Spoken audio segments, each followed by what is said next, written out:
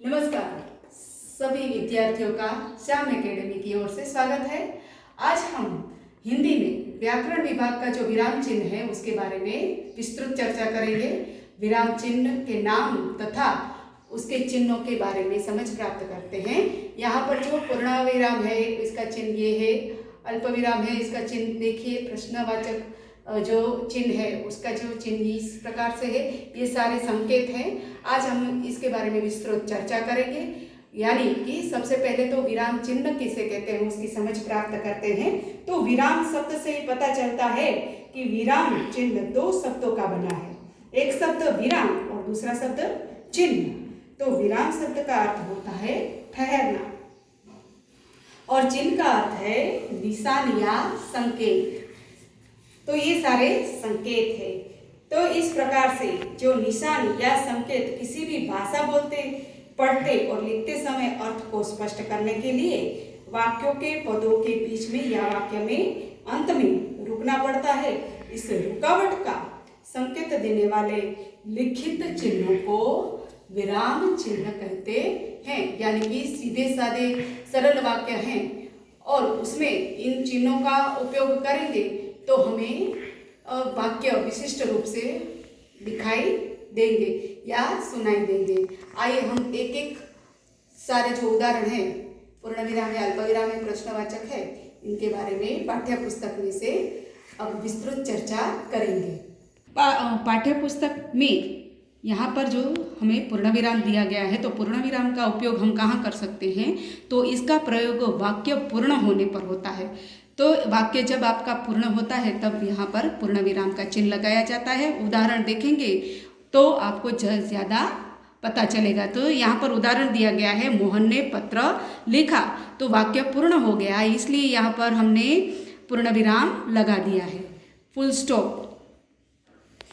अल्प विराम, तो अल्प विराम का उपयोग कहाँ करते हैं, तो भी अल्प विराम का प्रयोग वाक्य में थोड़ा रुकने का संकेत देने के लिए होता है कि वाक्य में ज़्यादा जल्दी बोलना नहीं है, थोड़ा रुकने के लिए हमें अल्प विराम का उपयोग करना पड़ता है। उदाहरण देखेंगे, राम, सीता और मोहन घर गए। उसके बाद है रोको मत, जाने दो। अब इसको सीधे से बोलेंगे, विराम चिन्ह का उपयोग किए भी ना बोलेंगे तो रोको मत जाने दो तो पता नहीं चलेगा। इसलिए कुछ वाक्य में रुकने के लिए ये दो वाक्य बन गए, रोको मत, जाने दो। इस प्रकार अल्प विराम का उपयोग होता है तो हमें पता चलता है कि इस वाक्य में हमें रुकना है। आगे का प्रश्न चिन्ह है वो तो किसी को प्रश्न पूछने के, किसी व्यक्ति के लिए आपने कोई जानकारी प्राप्त करनी हो तो उसके लिए हमें किसी सामने वाले को प्रश्न पूछते हैं तो उसके पीछे प्रश्नार्थ चिन्ह लगते हैं। क्या तुम विद्यालय गए थे, इसे सिंपल तरीके से बोलेंगे, क्या तुम विद्यालय गए थे, तो कुछ पता नहीं चलेगा। पर क्या तुम विद्यालय गए थे, इस चिन्ह का उपयोग करके हम वाक्य को बोलेंगे तो आपको पता चलेगा कि सामने वाला हमें प्रश्न पूछ रहा है। इस प्रकार आगे है विस्मयबोधक चिन्ह। विस्मय यानी का आपको आश्चर्यचकित कर दे, ऐसे वाक्य कौन से हैं और उसका चिन्ह इस प्रकार से है। और आश्चर्य द्रुणा यानी कि आपको किसी के प्रति द्रुणा है, सुख दुख आदि भावों को प्रकट करने के लिए इसका उपयोग होता है। तो जिस प्रकार से उसके शब्द कौन से हैं, अरे, उसके पीछे भी विस्मयबोधक चिन्ह लगता है। बाप रे, वाह, शाबाश, किसी को आप शाबाशी देते हो, आहा कितना मनोहर दृश्य, तो इस प्रकार से इसके पीछे विस्मयबोधक चिन्ह लगेगा। तो उदाहरण देखिए, वाह आपने तो कमाल कर दिया, उसके पीछे पूर्ण विराम, आगे वाह के पीछे क्या लगा है, विस्मयबोधक चिन्ह लगा है, अरे क्या हो गया। अब आगे देखते हैं योजक चिन्ह। योजक चिन्ह है और यहाँ पर निर्देशक चिन्ह है। दोनों का चिन्ह एक समान है पर दोनों में फर्क है। यहाँ पर योजक चिन्ह है, योजक चिन्ह का प्रयोग सामासिक शब्दों को जोड़ने के लिए करते हैं।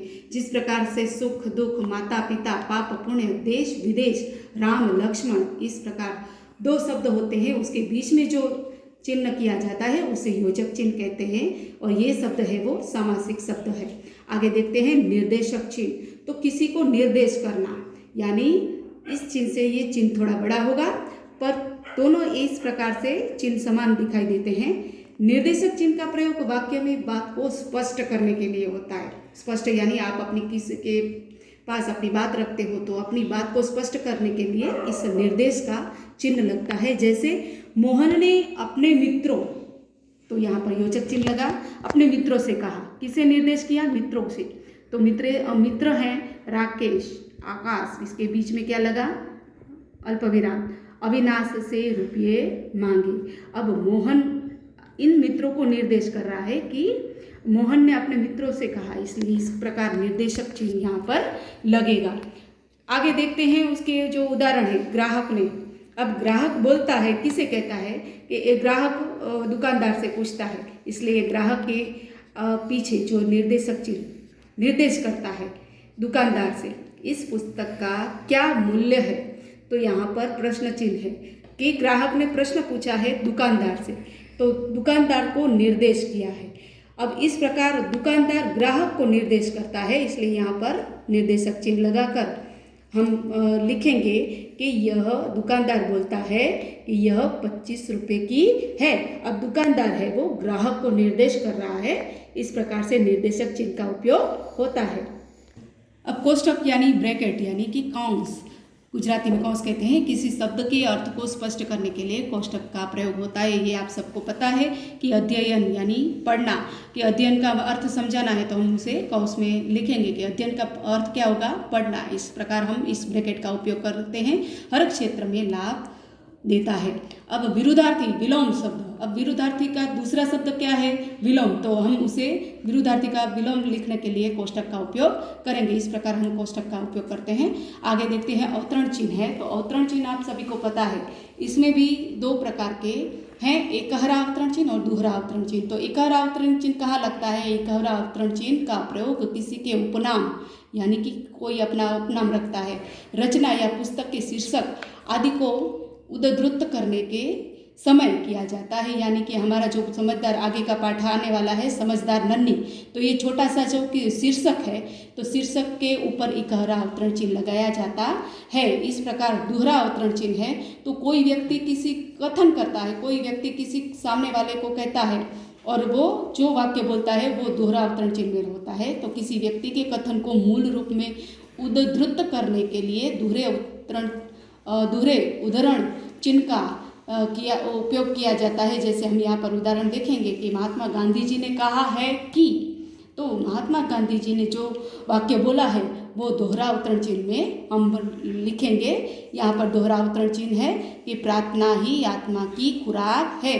तो ये वाक्य कौन बोलता है? महात्मा गांधी ने कहा है। जो वाक्य जो व्यक्ति बोलता है उसे दोहरा अवतरण चिन्ह में प्रकट किया जाता है। दूसरा हमारा उदाहरण देखेंगे, शास्त्री जी ने नारा दिया। तो शास्त्री जी ने कौन सा नारा दिया? तो जय जवान जय किसान। तो यहाँ पर दो चिन्हों का उपयोग हुआ है। यहाँ पर निर्देशक चिन्ह भी है और दोहरा अवतरण चिन्ह भी है और पीछे पूर्ण विराम लगे हैं। इस प्रकार से आज हमने सारे विराम चिन्हों की समझ प्राप्त की। इसके आधार पर अब आपको अगर उदाहरण दिए जाए, वाक्य दिए जाए, तो उसमें आप उचित उदाहरण विराम चिन्ह लगाकर लिख सकते हैं। आज यहाँ पर हमारा जो विराम चिन्ह का जो चैप्टर है व्याकरण विभाग का वो पूर्ण होता है।